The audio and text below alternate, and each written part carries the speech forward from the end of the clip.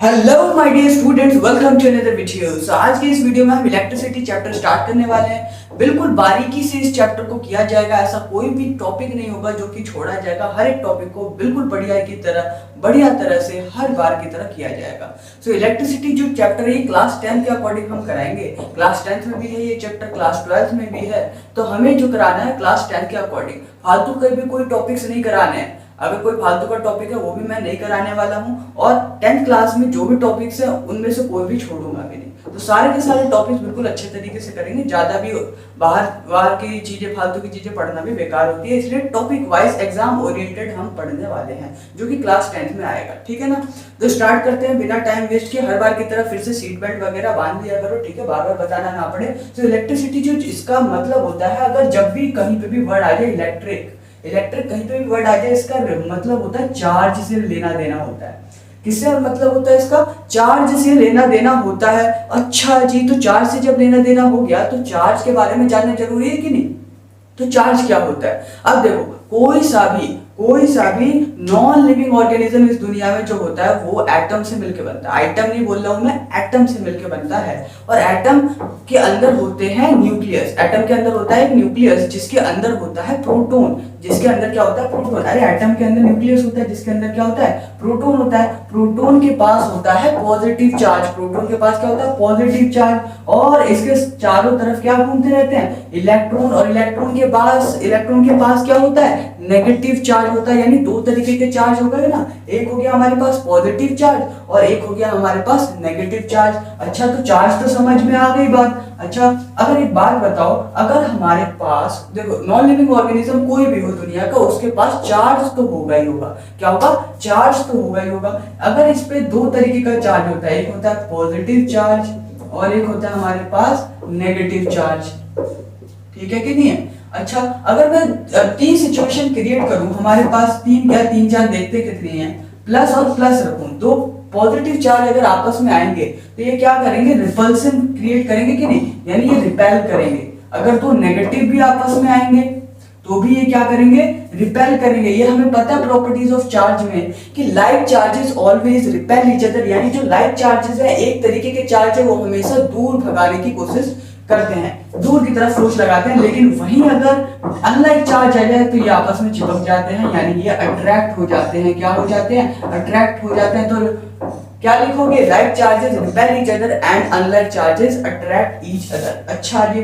अच्छा, एक बात बताओ, अगर मेरे पास ये प्लस का चार्ज है और मेरे पास ये एक ऐसी बॉडी है जो कि न्यूट्रल है, इसमें कोई सा चार्ज नहीं है, तो ये बताओ अब किधर फोर्स लगेगा? इसमें इधर लग रहा था, इसमें इधर लग रहा था, इसमें किधर लगेगा? इसमें कोई भी फोर्स नहीं लगेगा। अगर एक न्यूट्रल बॉडी आ जाती है तो कोई भी फोर्स नहीं लगेगा। यानी कि इसका मतलब ये है कि अगर फोर्स लगाना है दो पार्टिकल्स के बीच में तो चार्जेस का होना जरूरी है दोनों के ऊपर। अगर चार्ज नहीं हुआ तो फोर्स नहीं लगेगा। चार्ज हुआ तो या तो ऐसे फोर्स लगेगा चिपकन वाला, या दूर भागन वाला फोर्स लगेगा, लेकिन फोर्स तो लगेगा ही लगेगा, पर चार्ज का होना अनिवार्य है। अब आप बोलोगे यार न्यूट्रल बॉडी कैसे बन गई? चार्ज तो आप बोल रहे हो कि हर एक नॉन लिविंग ऑर्गेनिज्म जो है उसके पास चार्ज है, तो इसके पास न्यूट्रल क्यों है, चार्ज क्यों नहीं है? अरे मेरे भाई, चार्ज तो होता ही है सब पे। देखो इसके पास प्लस का चार्ज क्यों हुआ होगा? देखो हर एक बॉडी चार्ज से मिलकर बनी है। जैसे बोर्ड भी, इसके पास में चार्ज है। मान लो कि 100 नेगेटिव चार्ज है, नेगेटिव चार्ज है और 100 पॉजिटिव चार्ज है, तो ये आपस में क्या हो जाएगा? इफेक्ट कैंसिल हो जाएगा ना। अगर मान लो नेगेटिव वाला चार्ज 101 हो गया, नेगेटिव वाला चार्ज 101 हो गया, यानी पूरी बॉडी हो जाएगी नेगेटिव। अगर मान लो ये वाला हो गया 102, यानी पॉजिटिव वाला ज्यादा हो गया तो वो बॉडी हो जाएगी ये पॉजिटिव चार्ज। नेगेटिव वाला ज्यादा हो गया तो वो नेगेटिव चार्ज। अगर दोनों चार्जेस बराबर हो गए, चार्ज तो होगा ही होगा, लेकिन दोनों चार्ज इस केस में बराबर है, प्लस के भी माइनस के भी, तो इफेक्ट कैंसिल हो गया है। ये बॉडी होती है न्यूट्रल। तो हमें ये बात समझ आई कि चार्ज का होना जरूरी है अगर फोर्स लगाना है। ठीक है, तो चार्ज की डेफिनेशन लिख लेना, स्क्रीन पर आ चुकी होगी। समझ में आई बात? तो अगर हमने चार्ज की ये बातें की तो कुछ और भी प्रॉपर्टीज हैं चार्ज की जिसको हमें डील करना है।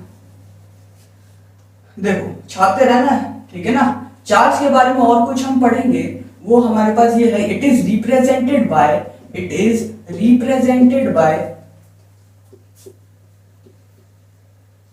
क्यू। जैसे कि टाइम को टी से करते हैं, डिस्टेंस को डी से, डिस्प्लेसमेंट को एस से, वैसे ही चार्ज को हम Q से रिप्रेजेंट करते हैं, ठीक है ना। इसकी जो SI यूनिट होती है, चार्ज की जो SI यूनिट होती है, सब ध्यान से लिख लेना, ये होती है कूलम। क्या होती है? कूलम। अब इस SI यूनिट को हम C से डिनोट करते हैं, कूलम को C से डिनोट करते हैं। दो चीजें और लिखना, चार्ज ऑन वन इलेक्ट्रॉन, जो एक इलेक्ट्रॉन होता है, एक इलेक्ट्रॉन, उस पे कितना चार्ज होता है? 1.6 × 10⁻⁻19 कूलम। ऐसे ही charge on one proton, charge on one proton, एक प्रोटॉन पे कितना चार्ज होता है? सेम चार्ज होता है, लेकिन इस पे माइनस दिखाते हैं, इस पे प्लस। ऐसा क्यों है? ये प्लस साइन प्रोटॉन बताएगा, माइनस साइन इलेक्ट्रॉन बताएगा। मैग्नीट्यूड वाइज दोनों क्या हो जाएंगे?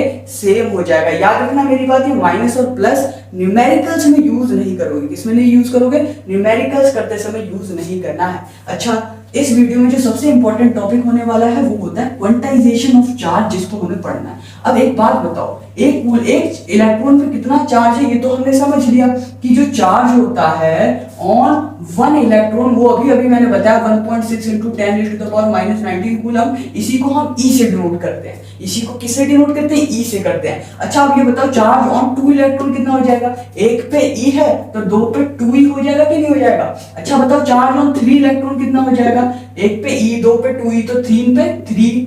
अच्छा, ये बताओ, चार्ज ऑन N इलेक्ट्रॉन कितना हो जाएगा? तो N पे Ne हो जाएगा। यानी यही है क्वांटाइजेशन ऑफ चार्ज, कि चार्ज ऑन N इलेक्ट्रॉन जो होता है वो होता है Ne के बराबर। किसके बराबर होता है? Ne। तो टॉपिक क्या डालोगे हमारे पास? ये है क्वांटाइजेशन, क्वांटाइजेशन ऑफ चार्ज। क्या है हमारे पास? Quantization of charge. वो होता है Q बराबर Me। ये पहला फॉर्मूला इस चैप्टर का, बड़ी ही मोहब्बत से दिल में बसा लो, ठीक है। Q बराबर Ne। यहाँ पे Q क्या होता है? Q होता है चार्ज।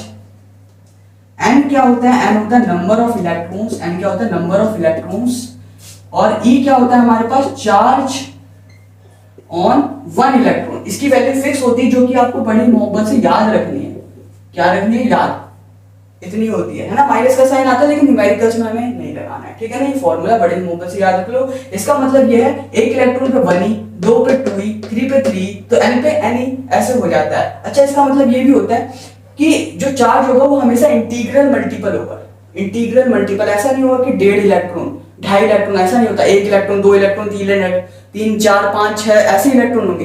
2.5 इलेक्ट्रॉन, 3, 3.5 इलेक्ट्रॉन, ऐसा कुछ नहीं होता। पॉइंट में, फ्रैक्शन में नहीं होता है चार्ज, ठीक है। इसी को कहते हैं क्वांटाइजेशन ऑफ चार्ज। तो एक फॉर्मूला याद रख लिया। अब यहां से सबसे जो इंपॉर्टेंट क्वेश्चन आता है, अब देखो, एक इलेक्ट्रॉन पे चार्ज हमको पता है ये होता है। अब कोई पूछे 2 इलेक्ट्रॉन पे कितना होगा, तो इंटू 2 कर दो। 3 पे कितना होगा, इंटू 3 कर दो। 4 पे इंटू 4 कर दो। ये सब तो सिंपल वाले कर ही लोगे। लेकिन जो एक क्वेश्चन बहुत ही फेमस है, एक बहुत ही फेमस क्वेश्चन जो आता ही है एग्जाम में, एमसीक्यूज में मोस्टली आ जाता है, वो ये है कि how many number of electrons are there in 1 coulomb of charge, 1 coulomb of charge. यानी देखो, सबसे पहले लिखो गिवन क्या है। क्या लिखोगे? गिवन क्या है, क्या क्या दिया हुआ है। How many number of electrons, ये तो n पूछा है ना। नंबर ऑफ इलेक्ट्रॉन्स का मतलब हमें n पूछा है, लेकिन कुछ तो दिया होगा। अब देखो, जब अंग्रेजी समझ में ना आ रही हो तो सिंपल हम SI यूनिट से पकड़ेंगे। SI यूनिट यहाँ पे C किसकी होती है? कूलम। C का मतलब कूलम। कूलम किसकी यूनिट होती है? चार्ज की। यानी हमको चार्ज दिया हुआ है 1 कूलम का। अब बोलोगे Q बराबर Ne कैसे लगाएंगे? अरे भाई, उसके लिए दो चीज की जरूरत है। दो चीज दी हुई है, एक चीज आपको दी नहीं रहेगी। E की वैल्यू तो आपको पता है ना, 1.6 × 10⁻⁻19। बड़े ही मोहब्बत से पुट कर दो वैल्यू। Q बराबर Ne लगा दो। हमें n निकालना है। n क्या हो जाएगा? Q/E। n क्या हो जाएगा? Q/E। Q की वैल्यू क्या है? 1। E की वैल्यू क्या है? 1.6 × 10⁻⁻19। ये ऊपर जाके क्या हो जाएगा? प्लस का, यानी 10⁻19 अपॉन 1.6। एक पॉइंट हटाओगे तो ऊपर एक और 10 बढ़ जाएगा, ठीक है। एक काम करते हैं, ऊपर 10⁻16 और 4 जीरो अलग कर लेते हैं। देखो, ऊपर टोटल 20 है ना, 20 जीरो है। यहाँ पे भी 16 + 4, 20 पे जीरो, एक ही बात है, 16। अब इससे जब इसको काटोगे तो ये 625 बार में पूरा कट जाएगा। कितने बार में पूरा कट जाएगा? 625 बार में पूरा कट जाएगा, ठीक है। अब इसके बाद मैं यहाँ पे सॉल्व कर रहा हूँ, तो क्या आ गया हमारे पास आंसर? 625 × 10⁻16 इलेक्ट्रॉन्स। लेकिन फिजिक्स का ये लॉ है कि हमें हमेशा साइंटिफिक फॉर्म में आंसर चाहिए होता है। यानी जो पॉइंट है यहाँ पे लगा हुआ है, पॉइंट जीरो ही तो है, कुछ नहीं लगा तो पॉइंट जीरो। इस पॉइंट को उठा के हमें यहाँ रखना होता है, ये साइंटिफिक नोटेशन आपने पढ़ा होगा। तो इस 2 कदम पॉइंट को जब इधर खिसकाएंगे हम, तो इधर 2 जीरो बढ़ जाएगी, तो 10 की पावर 18 इलेक्ट्रॉन्स। तो ये हमारा हो गया आंसर। एक कूलम ऑफ चार्ज पे इतने नंबर ऑफ इलेक्ट्रॉन्स होते हैं।